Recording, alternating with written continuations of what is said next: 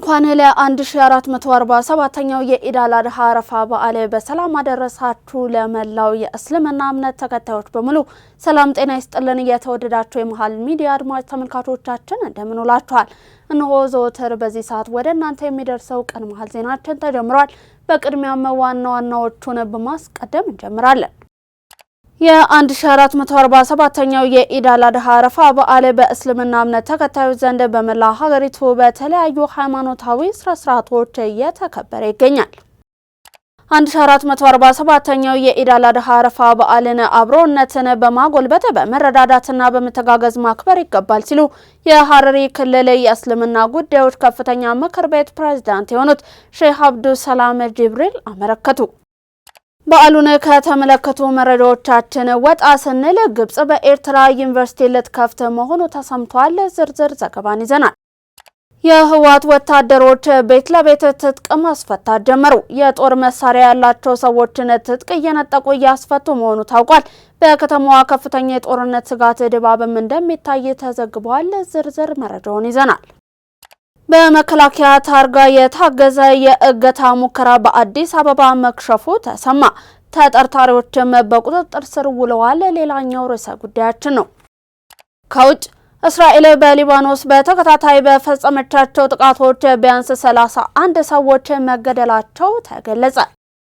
ቀደም ብለን ያሻገርናቸውን ጨምሮ ሌሎች በርካታ አዳዲስ መረጃዎችን አጠናቅረን መሃል ዜናችንን ጀምረናል። ከመሸጋገሪያ በኋላ ስንመለስ በዝርዝር ወደምንመለከታቸው የምናልፍ ይሆናል። እስከዚያው ድረስ ዜናውን ላይክ እና ሼር ሚዲያችንን ሰብስክራይብ በማድረግ ዜናውን ተጀምሮ ዘንድ የአክብሮት ግብዣችን ነው። የፋይናንሲንግ ሴንተርና የንግድ ቀጠና በሆነችው ሜክሲኮ አፍሪካ ህብረት አጠገብ 12000 ካሬ ላይ ባረፈ ሰፊና የዲፕሎማቲክ መንደር በሆነችው ውብና ዘመናዊ በሆነ መልኩ ሚክስድ ዩዝ አፓርትመንት እየተገነቡ ይገኛል። ዱባይን ያስናቀ በሙሉ ስታንዳርድ የንግድ ሱቆችን በ468,000 ብር ቅድመ ክፍያ አቅርበናል።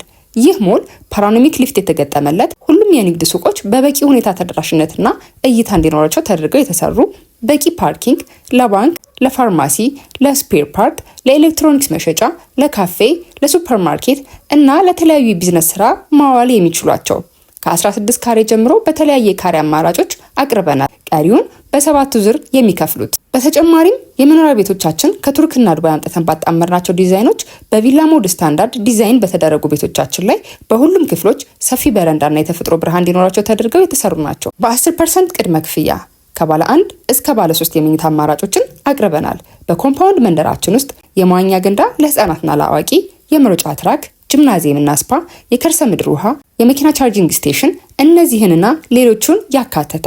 ለበለጠ መረጃ በ0906 91 98 93 ላይ ይደውሉልን። አባይ ሆምስ። በቀዳሚነት በዓሉን ወደ ተመለከቱ መረጃዎቻችን አለፍ። የኢድ አል-አድሃ አረፋ በዓል እየተከበረ ነው። 1447ኛው የኢድ አል-አድሃ አረፋ በዓል በእስልምና እምነት ተከታዮች ዘንድ በመላ ሀገሪቱ በተለያዩ ሃይማኖታዊ ስነ ስርዓቶች እየተከበረ ይገኛል። በበዓሉ አከባበር ሰላት እንዲሁም ተክቢራን ጨምሮ የተለያዩ ሃይማኖታዊ ስነ ስርዓቶች በመከናወን ላይ ይገኛሉ።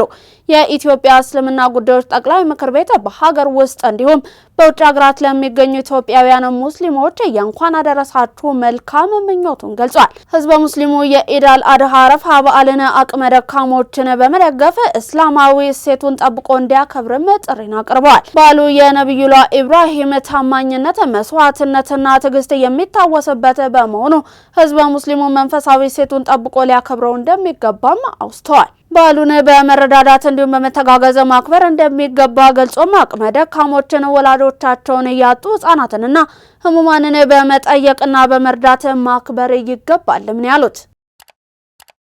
1447ኛው የኢድ አል-አድሃ አረፋ በዓልን አብሮነትን በማጎልበት በመረዳዳትና በመተጋገዝ ማክበር ይገባል ሲሉ የሐረሪ ክልል የእስልምና ጉዳዮች ከፍተኛ ምክር ቤት ፕሬዝዳንት የሆኑት ሼህ አብዱሰላም ጅብሪል አመለከቱ። የኢድ አል-አድሃ አረፋ በዓል በሐረሪ ኢማም አህመድ ስታዲየም በታላቅ የሰላት ስነ ስርዓት በድምቀት ተከብሯል። በእለቱም የክልሉ ርዕሰ መስተዳደር ኦድሪን በድሪን ጨምሮ ከፍተኛ አመራሮች እንዲሁም የእምነቱ ተከታዮች ታድመዋል። በስነ ስርዓቱ ላይ የሐረሪ ክልል የእስልምና ጉዳዮች ከፍተኛ ምክር ቤት ፕሬዝዳንት የሆኑት ሼህ አብዱሰላም ጅብሪል ባስተላለፉት መልእክት ህዝበ ሙስሊሙ ኢድ አል-አድሃ አረፋ በዓልን አብሮነትን በማጎልበት በመረዳዳትና በመተጋገዝ ማክበር አለበት ብለዋል። በተለይም በጎረቤትና በአካባቢ የተቸገሩትን በመጠየቅና በማስደሰት በዓሉን በሰላምና በመረዳዳት እንዲውሉ ማድረግ ይገባል ነው ያሉት። መጪው 7ኛው ጠቅላላ ምርጫ ሰላማዊ ሆኖ እንዲጠናቀቅም ህዝበ ሙስሊሙ የበኩሉን እንዲወጣ ያነሱት ሼህ አብዱ ሰላም ለሀገር እንዲሁም ለህዝብ የሚበጀውን በመምረጥ የወሰዱትን ካርድ ዋጋ እንዲሰጡትም መልእክታቸውን አስተላልፈዋል። 1447ኛው የኢድ አል አድሃ አረፋ በዓል በአዲስ አበባና በተለያዩ ከተሞች በድምቀት እየተከበረ ነው። በእስልምና እምነት ተከታዮች ዘንድ በዓሉ በመላው ሀገሪቱ በተለያዩ ሃይማኖታዊ ስነ ስርዓቶችም እየተከበረ ነው የሚገኘው። የኢድ አል አድሃ አረፋ በዓል ልዩ ልዩ ሃይማኖታዊ ስነ ስርዓቶች የሚከወኑበት ያለው ከሌላው ጋር ተካፍሎ የሚውልበት በዓል ነው። በአሁኑ ሰዓትም በዓሉ አዲስ አበባን ጨምሮ በሐረር፣ በድሬዳዋ፣ በደሴ፣ በጅማ፣ በሰመራ፣ በባሌ ሮቤ፣ በደብረ ብርሃን፣ ቦንጋ፣ በሚዛን ቴፒ፣ በጋምቤላ፣ በኢሉባቡር፣ በአርባ ምንጭ እንዲሁም በተለያዩ ከተሞች በድምቀት እየተከበረ ነው። በዓሉን እያከበራችሁ ቆይታችሁን ከመሃል ዜና ጋር እያደረጋችሁ ስለሆነ እጅግ እናመሰግናለን። አሁን ደግሞ ከበዓሉ ነክ ወጣ ወዳሉ መረጃዎቻችን እናልፋለን። በሰሜን ሸዋ ዞን በሸዋሮቢት የግዳጅ ቀጠና የልዩ ዘመቻዎች 103ኛ ኮማንዶ ክፍለ ጦር 1ኛ ሻለቃ መረጃ መሰረት በማረግ ከሌሊቱ 8 ሰዓት ጀምሮ ወደ ሌለን ቀበሌ ስምሪት በማድረግ በሁለት አቅጣጫ ወደ ጠላት ሰርጎ በመግባት ከጠላት ጋር ግጭትን ፈጽሟል። ነገር ግን የጥፋት ቡድኑ የሰራዊቱን ምት መቋቋም አቅቶት ቁስለኛ በመሆን ወደ ኩርበር ቀበሌ፣ ታሬ ቀበሌ እንዲሁም ወደ መንግስት ቀበሌ አቅጣጫን በመጠቀም ሸሽቷል። በመከላከያ ታርጋ የታገዘ የእገታ ሙከራ በአዲስ አበባ መክሸፉ ተሰማ። ተጠርጣሪዎችም በቁጥጥር ስር ውለዋል። በመካከለኛው አዲስ አበባ ሸራተን ሆቴል አቅራቢያ የመከላከያ ሰራዊት ታርጋን በመጠቀም የእገታ ወንጀልን ለመፈጸም የሞከሩ 3 ተጠርጣሪዎች ትላንትና በቁጥጥር ስር መዋላቸው ተሰምቷል። ድርጊቱ የተጋለጠው ተጠርጣሪዎቹ ሲንቀሳቀሱበት የነበረው ተሽከርካሪ በትራፊክ ፖሊሶች ተመዝኖ በቁጥጥር ስር በዋለበት ወቅት ነው። ፖሊስ በተሽከርካሪው ላይ ባደረገው ድንገተኛ ፍተሻም በመከላከያ ታርጋው በተጨማሪ 3 የተለያዩ ተለዋዋጭ የመኪና ታርጋዎችን ደብቀው ሲንቀሳቀሱ ማግኘቱን ምንጮች አረጋግጠዋል። ግብጽ በኤርትራ ዩኒቨርሲቲ ልትከፍት መሆኑ ተሰማ። የካይሮ ዩኒቨርሲቲ በአስመራ ከተማ ቅርንጫፍ ሊከፍት እንደሆነ የካይሮ ዜና ምንጮች ዘግበዋል። ይህ ዜና የተሰማው የግብጽ ውጭ ጉዳይ ሚኒስትር ባድር አብደላቲ ከሳምንት በፊት ወደ አስመራ ተጉዘው ከሻቢያ ሹማምንት ጋር ከተወያዩ በኋላ ነው። የካይሮ ዜና ምንጮች እንደዘገቡት ከሆነም የካይሮ ዩኒቨርሲቲ በአስመራ ቅርንጫፍ መከፈቱ የግብጽ የምርምር ተቋማት በአፍሪካ ሀገራት ያላቸውን እንቅስቃሴ የሚያሳድግ ነው ተብሏል። የግብጽ የከፍተኛ ትምህርት እንዲሁም የሳይንስ ምርምር ሚኒስትር አብዱልአዚዝ ኮንሶ እንደተናገሩት የሀገሪቱ የትምህርት ተቋማት በአፍሪካ ቀንድ ሀገራት እንዲህ ያሉ እንቅስቃሴዎችን መጀመራቸው የግብጽን ፖሊሲ ለማስረጽ የሚረዳ ነው ሲሉ ተናግረዋል። ከቅርብ ጊዜ ወዲህ በአፍሪካ ቀንድ እየታየ ያለውን የኃይል አሰላለፍ ለውጥን ተከትሎ ግብጽ ከኤርትራ ጋር ያላትን ግንኙነት እያጠናከረች መጥታለች። አልሲሲ በአንድ ወቅት እንዳሉት የካይሮ እንዲሁም አስመራ ግንኙነት በሁሉም ዘርፍ እየተጠናከረ እየሄደ ይመስላል ብለዋል። የህወሓት ወታደሮች ቤት ለቤት ትጥቅ ማስፈታት መጀመራቸው ተነገረ። የጦር መሳሪያ ያላቸውን ሰዎች ትጥቅ እየነጠቁ እያስፈቱ መሆኑም ነው የታወቀው። በከተማዋ ከፍተኛ የጦርነት ስጋት ድባብም እንደሚታይ ተዘግቧል። ትጥቅ ማስፈታቱ በዋነኛነት የቀድሞ የሰራዊት አባላት፣ ሚሊሻዎችን እንዲሁም ታዋቂ ግለሰቦች ላይ ያነጣጠረ ነውም ተብሏል። በአላማጣ ከተማ ዙሪያ ባሉ አካባቢዎች የህወሓት ወታደሮች ወታደራዊ ስልጠና እያደረጉ እንደሚገኝም ነው እየተነገረ ያለው። ሪፖርተር ጋዜጣ ያነጋገራቸው የአላማጣ ከተማ ነዋሪዎች እንደገለጹትም የህወሓት ኃይሎች አካባቢውን ከተቆጣጠሩ አንስቶ እንቅስቃሴያቸው በህዝቡ እንዳልተወገደላቸው ይናገራሉ። አንድ የአካባቢው ነዋሪ ሁኔታውን ሲገልጽም ቡድኑ ሰራዊቱን እያሰባሰበ ነው፣ ከሰሞኑ ደግሞ ቤት ለቤት እየዞሩ መሳሪያ እየገፈፉ ነው፣ በተለይም በከተማዋ ንቁ የፖለቲካ ተሳትፎ ያላቸውን ታዋቂ ሰዎች መሳሪያን እየነጠቁ እንዲሁም ትጥቅ እያስፈቱ ነው ብለዋል። አንዳንዶቹን ደግሞ በግዳጅ ለወታደራዊ ስልጠና ይዘዋቸው ሄደዋል በማለትም ቃላቸውን ሰጥተዋል። የህወሓት ታጣቂዎች በሌሊት ጭምር ቤት ለቤት እየዞሩ ትጥቅ ማስፈታት መጀመራቸውን የሚናገሩት ነዋሪዎች የከተማዋ መንግስታዊ መዋቅር መፍረሱን ይናገራሉ። ከተማዋ የዳግም ጦርነት ስጋት ያረገዘባት ሆናለች በማለትም የአላማጣን አሁናዊ ሁኔታን ይገልጻሉ። የኢትዮጵያ አየር መንገድ 24ኛ የሀገር ውስጥ መዳረሻ የሆነውን የነገሌ ቦረና ገዳ አውሮፕላን ማረፊያን በጠቅላይ ሚኒስትር ዶክተር አብይ አህመድ ተመረቀ። አውሮፕላን ማረፊያው እንደ ቦይንግ 737 ማስክ ያሉ ዘመናዊ አውሮፕላኖችን የማስተናገድ አቅም እንዳለው ጠቅላይ ሚኒስትሩ ገልጸዋል። ይህ ዘመናዊ አውሮፕላን ማረፊያ የአካባቢውን እንዲሁም ድንበር ተሻጋሪ የንግድ ልውውጥን እንዲሁም ቱሪዝምን የማሳደግ ራዕይን ሰንቆ በሳምንት 3 በረራዎችን ያስተናግዳል ብለዋል። የምንገነባው እያንዳንዱ አዲስ የአውሮፕላን ማረፊያ ርቀትን በማጥበብ ትስስር ይፈጥራል፣ የክልሎችን የኢኮኖሚያዊ አቅምን ያነቃቃል፣ እንዲሁም ህዝባችንንም ይበልጥ ያቀራርባል ሲሉም አክለው ገልጸዋል። የአፍሪካ ኩራት የሆነው 80ኛ ዓመቱን የያዘውን አየር መንገዳችንን በእርግጥም የአፍሪካ አዲሱ መንፈስ ነው ሲሉ ገልጸዋል። ሁሉም አሽከርካሪዎች እንደገና እንዲሰለጥኑና እንዲመዘኑ ይደረጋል አለ ሚኒስትሩ። የመንገድ የትራፊክ አደጋን ለመግታት አሽከርካሪዎች በዘመናዊ አሰራር ብቃታቸውን እንደገና ሊመዝን እንደሆነ የትራንስፖርትና ሎጂስቲክስ ሚኒስትር አስታውቋል። ተጨማሪውን ይዘናል። ሚኒስትሩ አሁን በስራ ላይ ያሉ ሁሉም አሽከርካሪዎች እንደገና እንዲሰለጥኑና እንዲመዘኑ በማድረግ ብቃታቸውን እንዲያረጋግጡ የሚያስችል አጠቃላይ የሰነድ ዝግጅት ተጠናቋል ብለዋል። የአዲስ አሰራር ከተለመደው አሰራር በተለየ መልኩ ሙሉ በሙሉ በቴክኖሎጂ የተደገፈ እንደሆነና የምዘና ሂደቱ ከእጅ ንክኪ የሰው ጣልቃ ገብነት እየጸዳ እንደሆነ አመልክቷል።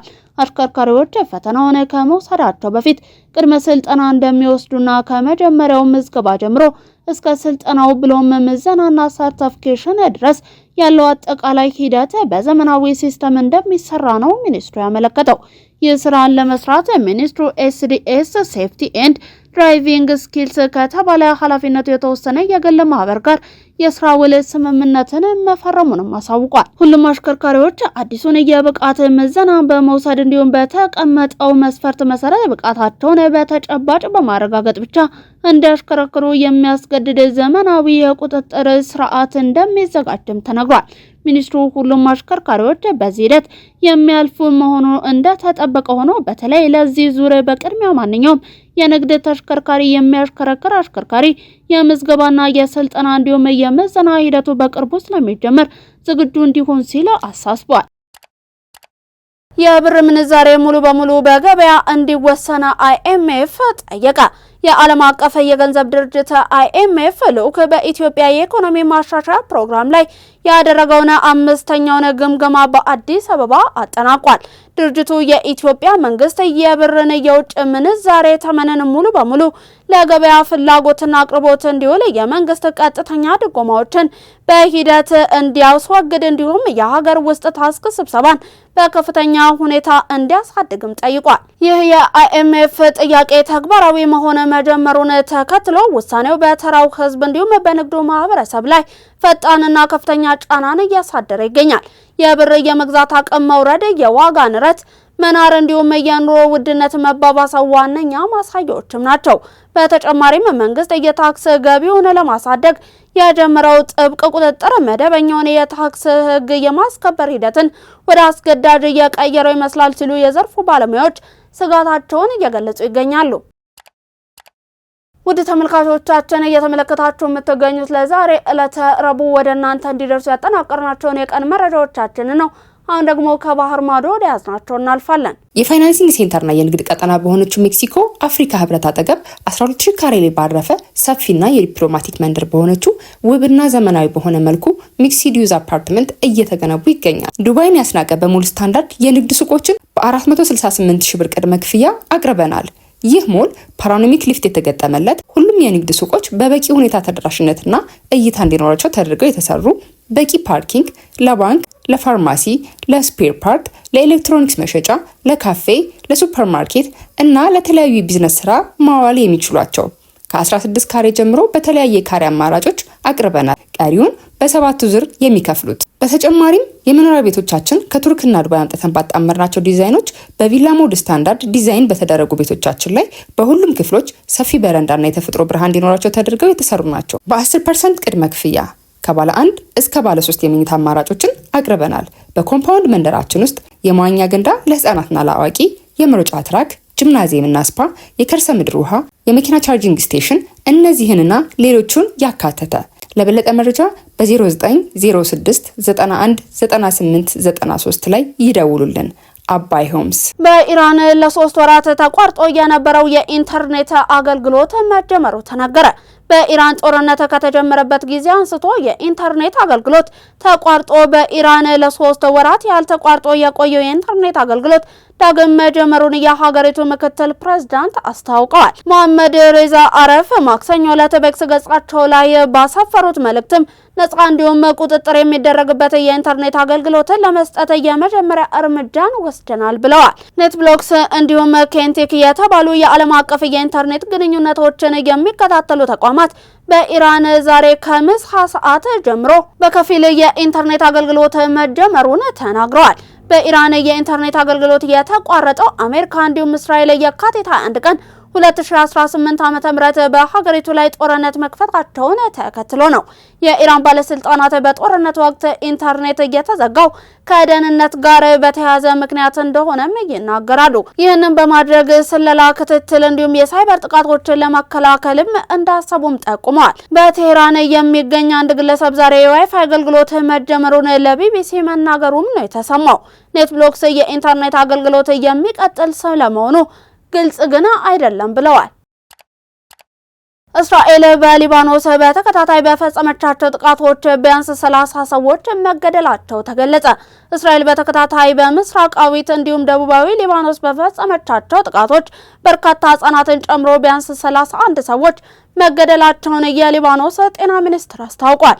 የእስራኤል ጦር በሊባኖስ የሚፈጽመውን ከባድ ጥቃት የቀጠለው ጠቅላይ ሚኒስትር ቤንያሚን ኔታንያሁ በሄዝቦላ ላይ የሚወሰደው ወታደራዊ እርምጃ እንዲጠናቀር ትዕዛዝ ከሰጡ በኋላ ነው። የእስራኤል መከላከያ ከ100 በላይ የሄዝቦላ መሰረተ ልማቶችን እንዲሁም ተዋጊዎችን ኢላማ አድርጎ ጥቃት መፈጸሙን አስታውቋል። ኔታንያሁ ሰኞ ምሽት በቪዲዮ ባስተላለፉት መልእክት እስራኤል ከሄዝቦላ ጋር ጦርነት ላይ እንደሆነች ተናግረው ሰራዊቱ አድቃቂ ምት እንዲፈጽም ማዘዛቸውም ተገልጿል። ጠቅላይ ሚኒስትሩ እስራኤል በከፈተችው ወታደራዊ ዘመቻ ከ600 በላይ አሸባሪዎች መገደላቸውን ተናግረዋል። አሁን ከኛ የሚጠበቀው ጥቃቱን ማጠናከር እንዲሁም ጥንካሬውን ይበልጥ መጨመር ነው ሲሉም ተደምጠዋል። ኔታንያሁ ማክሰኞ ዕለት በደህንነት ካቢኔት ስብሰባቸው ላይ በሊባኖስ የምናካሄደው ዘመቻ እያሰፋን ነው ሲሉ ተናግረዋል። የእስራኤል ጦር በምድር ከፍተኛ ኃይል አሰማርቶ ዘመቻ እያካሄደ እንዲሁም ገዢ መሬቶችን እየተቆጣጠረ ነው ሲሉም ገልጸዋል። ለዛሬ ለተረቡ ወደ እናንተ እንዲደርሱ ያጠናቀርናቸውን የቀን መረጃዎቻችንን አበቃን። አብራችሁን ስለነበራችሁ እጅግ እናመሰግናለን። በድጋሚ ለመላው የእስልምና እምነት ተከታዮች በሙሉ መልካም በዓል እንዲሆንላችሁ እንመኛለን። በእኔ ቦታ በቃው ሰናይ ቀን ተመኘን።